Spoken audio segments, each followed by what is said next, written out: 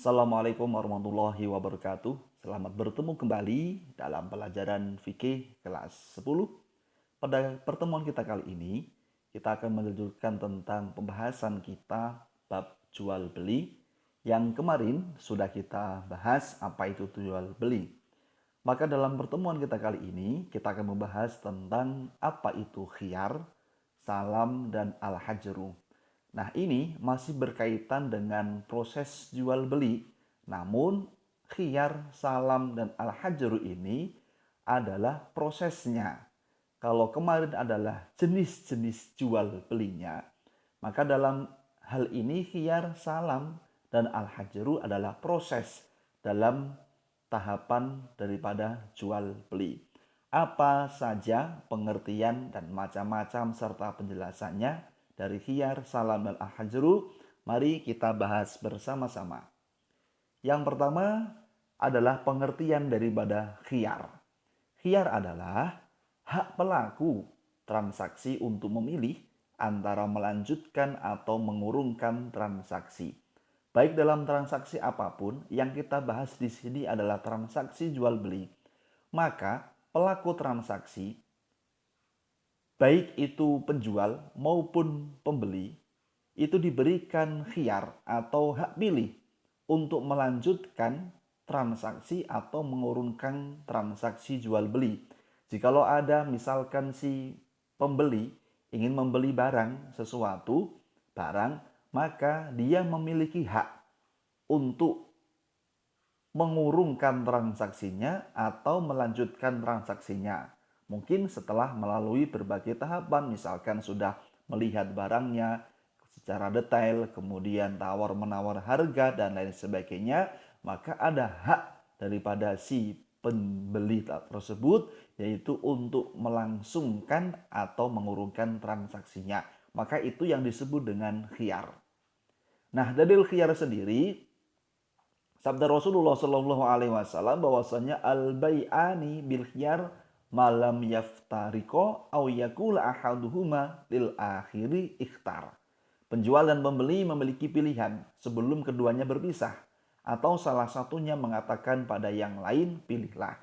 Jadi khiyar itu tidak berlaku hanya untuk si pembeli saja, bisa jadi untuk si penjual. Misalkan ada seorang yang dia niat untuk menjual barang kepada orang lain, namun karena pertimbangan yang lain akhirnya dia mengurungkan niatnya untuk menjual barang tersebut, maka itu yang disebut dengan khiyar. Boleh dia hak menjual barangnya atau dia berhak untuk mengurungkan atau melanjutkan daripada barang yang mau dijual tersebut.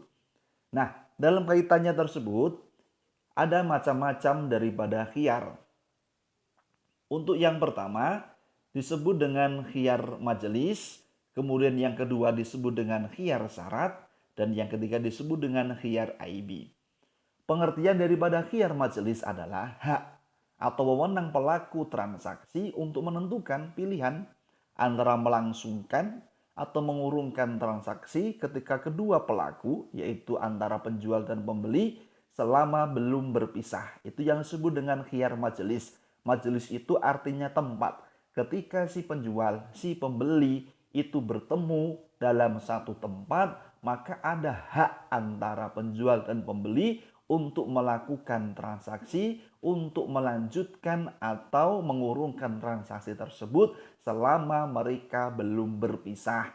Maka itu disebut dengan khiyar majelis. Kemudian kedua, khiyar syarat. Apa itu khiyar syarat? Yaitu hak atau wewenang pelaku transaksi untuk menentukan pilihan antara melangsungkan atau mengurungkan transaksi ketika kedua pelaku dengan syarat yang telah disepakati. Jadi khiyar syarat itu adalah kesepakatan antara si penjual dengan si pembeli.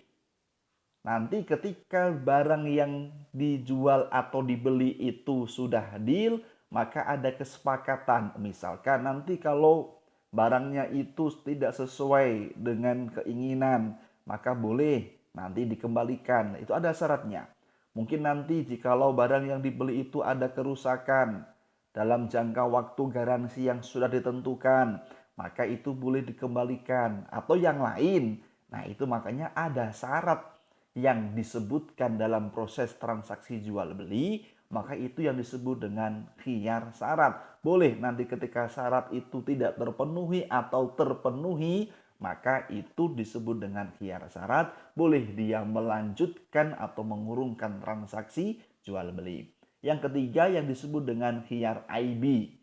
Khiyar IB yaitu hak atau wewenang pelaku transaksi untuk menentukan pilihan antara melangsungkan atau mengurungkan transaksi karena ada cacat dalam barang tersebut. Misalkan kita transaksi barang, misalkan jual beli HP.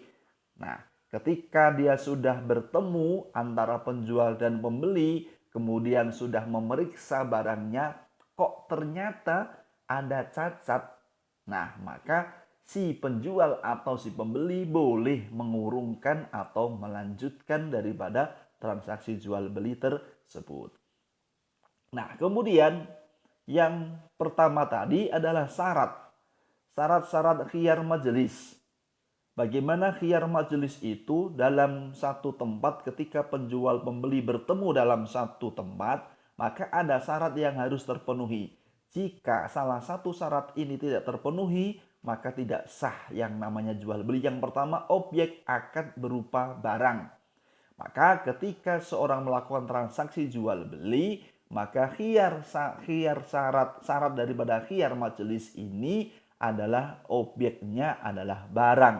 Barangnya adalah barang yang bermanfaat yang diperjualbelikan, tidak yang lain.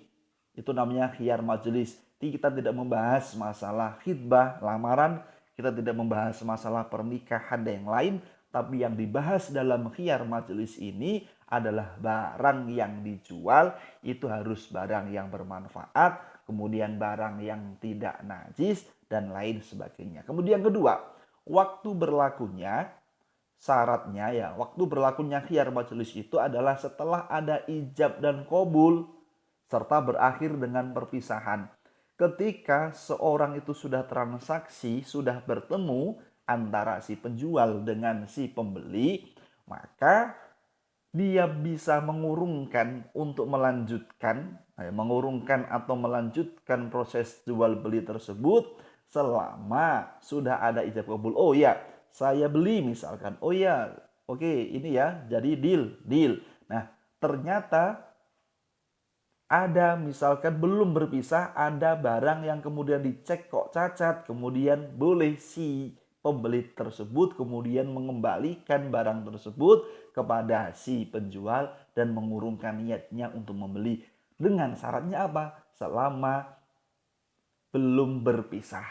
Gitu ya. Jadi selama belum berpisah antara si penjual dan si pembeli, boleh dia melanjutkan atau mengurungkan daripada transaksi jual belinya. Kemudian yang ketiga syaratnya adalah waktu maksimalnya disepakati kedua belah pihak.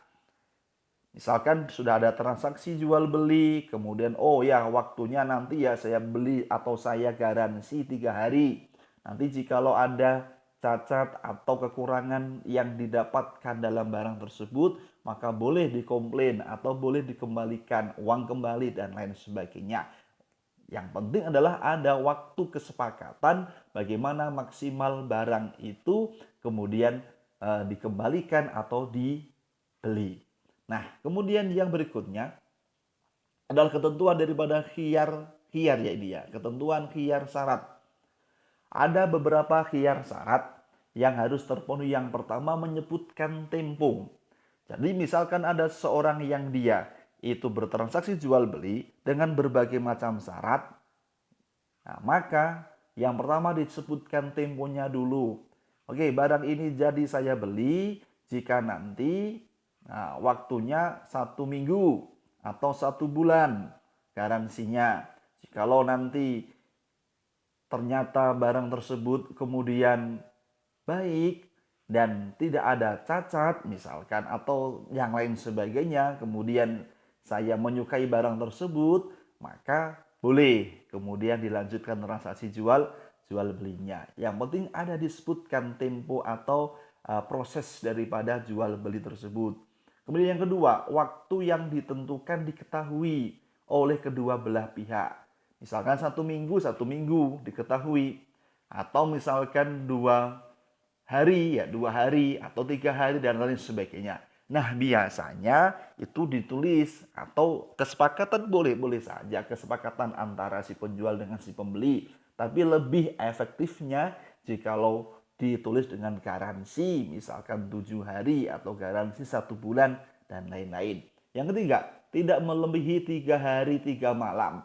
Itu berlaku jikalau dalam proses transaksi jual beli itu menurut syariat Islam adalah tidak ada kesepakatan di awal. Kalau yang pertama tadi tempo, kemudian waktu itu memang sudah disepakati. Nah, misalkan ada seorang yang dia membeli barang. Nah, kemudian kok lupa, belum ada kesepakatan transaksinya, boleh dikembalikan atau tidak jikalau nanti tidak suka dan sebagainya, maka secara hukum Islam masih diberikan tenggang waktu 3 hari 3 malam maksimal. Jikalau seorang sudah memberi barang tersebut, kemudian kok ternyata setelah sampai di rumah dicek, kok ternyata ada yang tidak, yang namanya ada yang tidak yang tidak menarik atau ada cacat dan lain sebagainya, maka itu sebetulnya menurut syariat Islam boleh dikembalikan. Namun tentunya harus ada kesepakatan. Jikalau nanti mau kembali uang atau bagaimana, atau dikembalikan uangnya berapa persen dan lain sebagainya, silahkan nanti ditentukan dalam proses jual beli tersebut. Yang keempat, barang tidak mengalami perubahan selama waktu ditentukan. Misalkan ada seorang yang dia membeli barang, nah maka barang itu dalam jangka waktu tempo garansi yang ditentukan, misalkan itu 7 hari, barang tersebut tidak ada perubahan. Maka ini tidak berlaku bagi makanan yang kemudian cepat membusuk. Maka tidak ada garansi. Misalkan kita beli yang namanya nasi pecel, ya garansinya 7 hari, kan nggak mungkin gitu kan. Maka barang ini adalah berlaku untuk barang yang tidak mengalami perubahan selama waktu itu ditentukan. Yang terakhir syaratnya adalah berkesinambungan antara waktunya, kemudian syarat-syaratnya, kemudian barang itu nanti diterima atau tidak, jadi dibeli atau tidak, harus ada kesinambungan antara satu dengan yang lain. Kemudian yang ketiga, syarat daripada khiyar aibi. Khiyar aibi tadi adalah karena adanya cacat, kemudian seorang itu boleh mengembalikan atau melanjutkan proses jual beli tersebut. Syaratnya apa? Yang pertama, tidak sesuai dengan janji atau syaratnya. Maka seorang boleh mengembalikan barang yang sudah dibeli karena apa? Tidak sesuai dengan syaratnya.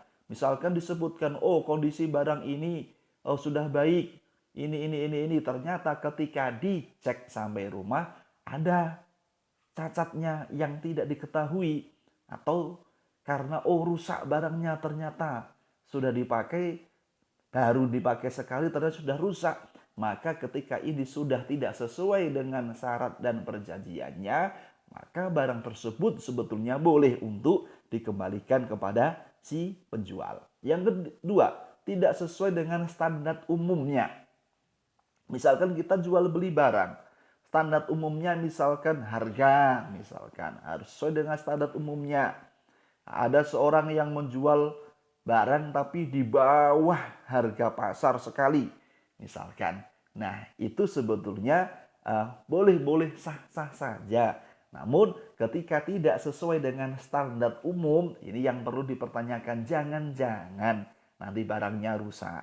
Jangan-jangan nanti ada unsur ketika nanti ada unsur penipuan dan lain sebagainya, maka harus sesuai dengan standar umumnya. Misalnya kita beli HP, standar umumnya itu harganya berapa, kualitasnya itu bagaimana, dan lain sebagainya. Maka ketika tidak sesuai dengan standar umum yang sudah dipasang, misalkan tidak sesuai dengan kriterianya, di gambar itu sudah disebutkan, ini jusnya ini bagus, ternyata ketika barang sudah sampai ternyata tidak sesuai dengan gambarnya, maka itu boleh dalam hal transaksi jual beli syarat aibi tadi, boleh barang tersebut dikembalikan kepada si penjual. Yang ketiga adalah ada unsur penipuan.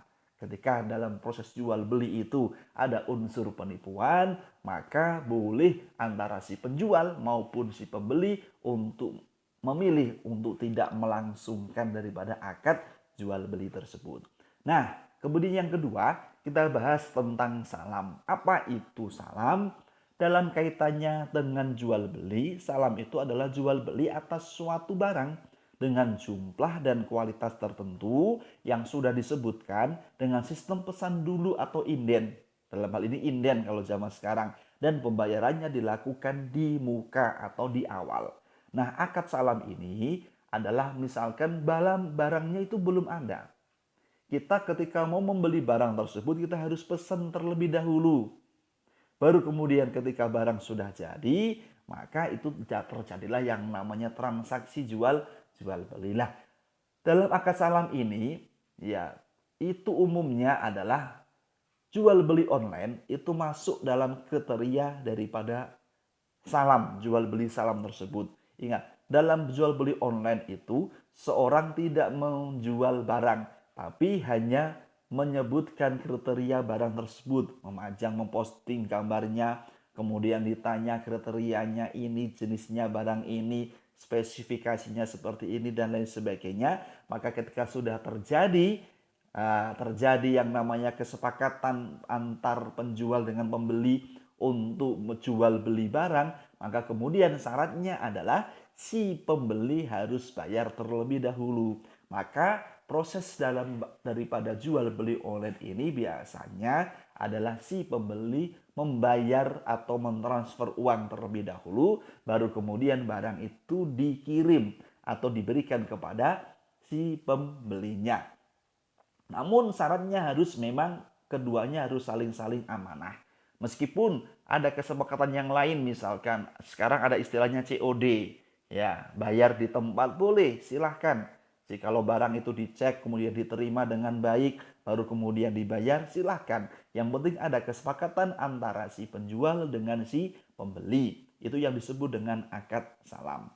Nah, dalil salam sendiri bahwa Rasulullah Shallallahu Alaihi Wasallam bersabda, "Man aslafa fal yuslif fil kailin maklumin wa wasnin maklumin wa ajalin maklumin." Bahwa Nabi barang siapa yang dia melakukan transaksi salam, jual beli salam tadi, maka melakukannya dengan takaran, timbangan, dan tempo yang diketahui. Maka syarat daripada jual beli salam itu harus disebutkan kriteria barang sesuai dengan sifat dan spesifikasi dari barang yang dijual tersebut. Jikalau tidak memenuhi antara spesifikasi, sifat, dan lain sebagainya dengan barang kenyataannya, maka secara hukum fikih akad atau jual beli salam adalah tidak sah. Nah, struktur akad salam. Dalam akad salam itu ada 4 macam strukturnya. Yang pertama adalah akiden, adalah orang yang bertransaksi, yaitu antara si penjual atau si pembeli. Kemudian yang kedua adalah harga barangnya. Ditentukan harga barangnya berapa.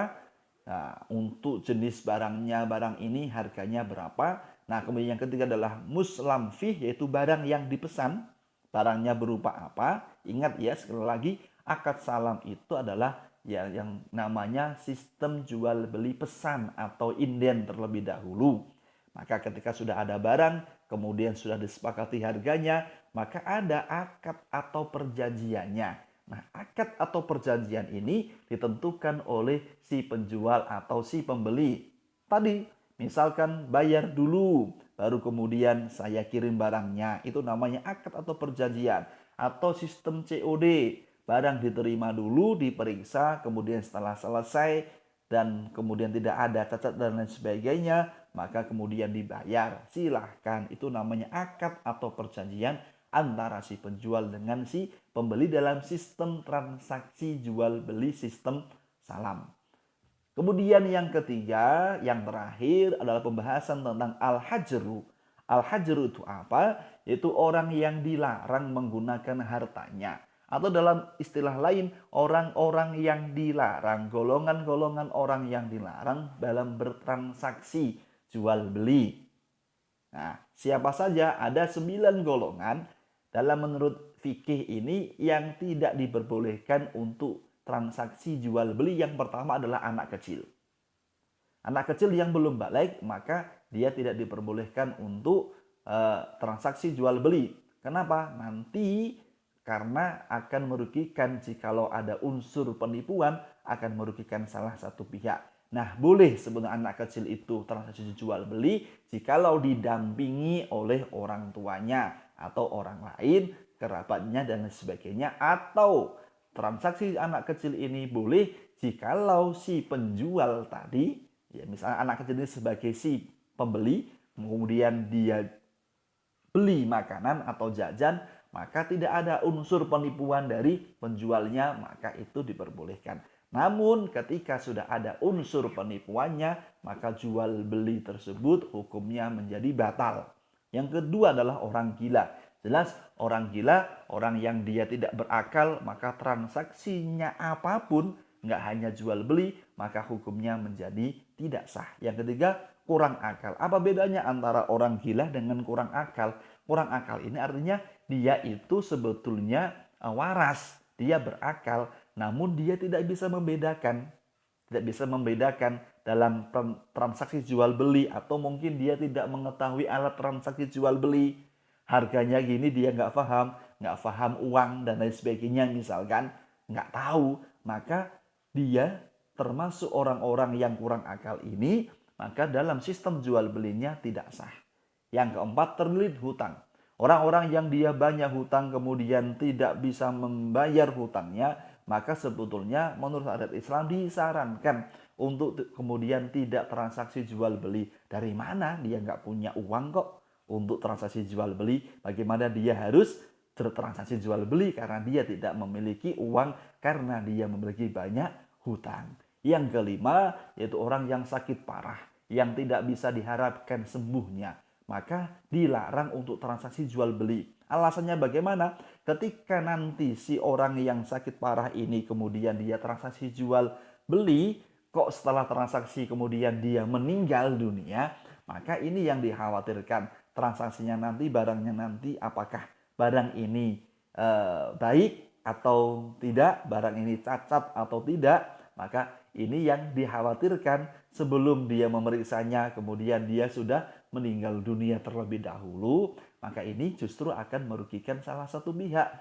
Atau misalkan ada orang yang sakit parah, kemudian dia bertransaksi jual beli tapi dengan sistem kredit misalkan. Nah, ini juga mengkhawatirkan jikalau dia tidak memiliki yang namanya wali atau kemudian ahli waris dan lain sebagainya, maka nanti ketika dia sakit dan kemudian meninggal dunia, siapa yang akan menanggung hutang-hutangnya? Itu yang dikhawatirkan oleh syariat. Kemudian yang keenam, orang yang tidak diperbolehkan transaksi adalah seorang budak. Budak itu harus seizin daripada majikannya. Yang ketujuh yaitu penerima gadai. Orang yang menerima gadai, misalnya ada orang menggadaikan sepeda motor, maka sepeda motor yang sudah dijadikan jaminan diharamkan, dilarang untuk dijual kembali ke orang lain sebelum ada kesepakatan antara si penggadai tersebut. Ya, kemudian yang berikutnya yaitu istri yang menjadi tanggung jawab penuh daripada seorang suami. Maka sebetulnya ketika istri itu bertransaksi jual beli, ya mau membeli apapun harus seizin daripada si suaminya. Namun dalam kaitannya hal tersebut, jikalau sudah dimaklumi, artinya tidak harus setiap kali transaksi, setiap hari istri harus izin kepada suaminya. Namun jikalau sudah dimaklumi untuk memenuhi misalkan kebutuhan hidup sehari-hari, nggak perlu istri itu minta izin kepada suami jikalau